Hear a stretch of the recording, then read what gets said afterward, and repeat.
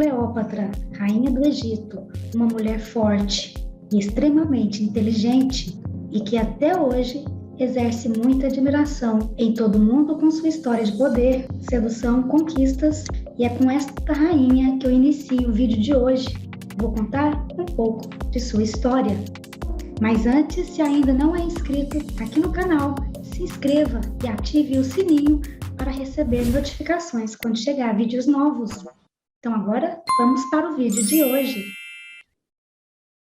Olá pessoal, sejam muito bem-vindos ao meu canal. Eu sou Núbia Camargos e hoje eu resolvi contar a história de Cleópatra, a última rainha do Egito, que teve o seu reinado regido por um conturbado jogo de poder e sedução. Cleópatra era filha de Ptolomeu XII. Nesta época, o Egito era governado pela dinastia ptolomaica. Após a morte de Alexandre o Grande, o Império Egípcio foi governado por um de seus generais, o Ptolomeu I. Então, iniciou a dinastia ptolomaica, ficou no poder por 3 décadas.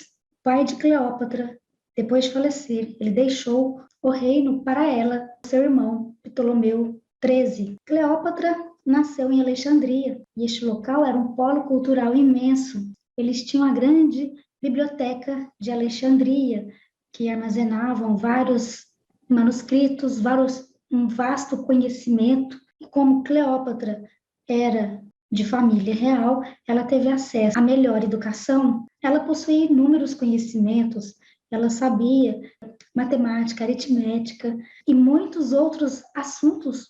Ela falava mais de 10 idiomas. Então, para herdar o trono do Egito, Cleópatra teve que se casar com seu irmão, o Ptolomeu XIII. E esta união entre irmãos, naquela época, era muito comum. Então, o marido de Cleópatra, seu irmão, Ptolomeu XIII, começou a desejar e a tramar o trono só para ele. Então, ele começou a querer dar um jeito em Cleópatra.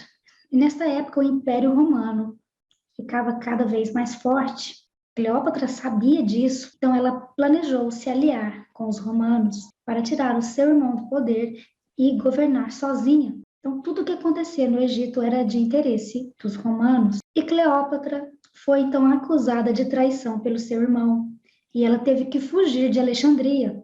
Mas Cleópatra era uma mulher destemida, ousada, e ela teve uma ideia muito ousada para se aproximar de Júlio César, o imperador de Roma, líder de Roma. Ela entrou escondida numa embarcação e velejou por 8 dias pelo rio Nilo. Ela se enrolou em um tapete e os seus cúmplices, seus ajudantes, seus servos, levaram esse tapete enrolado para o quarto de Júlio César.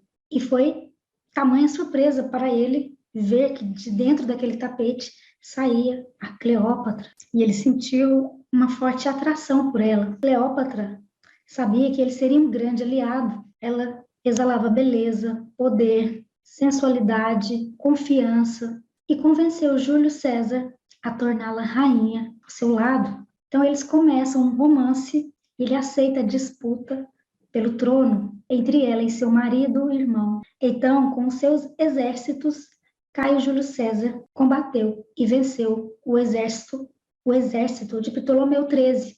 E Cleópatra, então, teve um filho com Júlio César, a qual deu o nome de Ptolomeu César Cesário.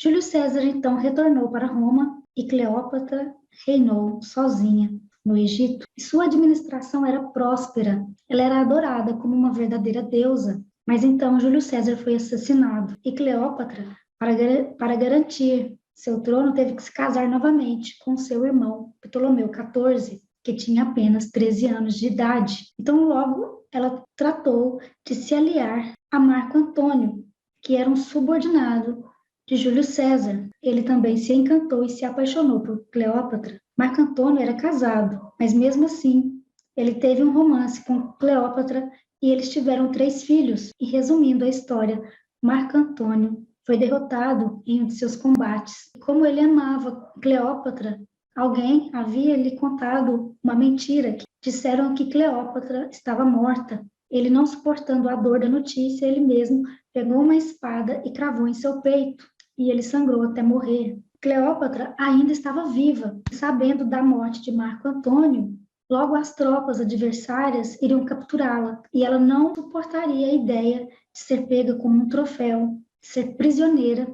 Ela não suportaria essa humilhação. Então, 9 dias após a morte de Marco Antônio, Cleópatra é encontrada morta. Muitos acreditam que ela tenha sido picada por uma cobra, ou até mesmo que ela tenha retirado o veneno da cobra e injetado em sua veia. Então, a vida da rainha Cleópatra termina aos 39 anos de idade. Ela era uma mulher muito à frente do seu tempo, uma líder nata, com uma inteligência rara, possuía iniciativa e sabia agir.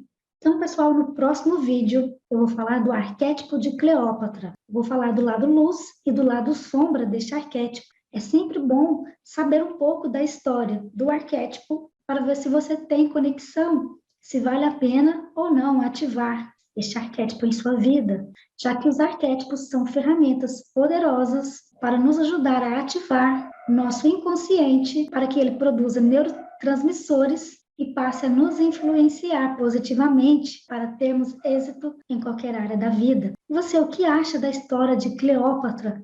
Deixe aqui nos comentários. Então, caso tenha gostado deste vídeo, deixe seu like e eu agradeço muito por você ter assistido esse vídeo até o final. Eu fico por aqui e nos vemos no próximo vídeo.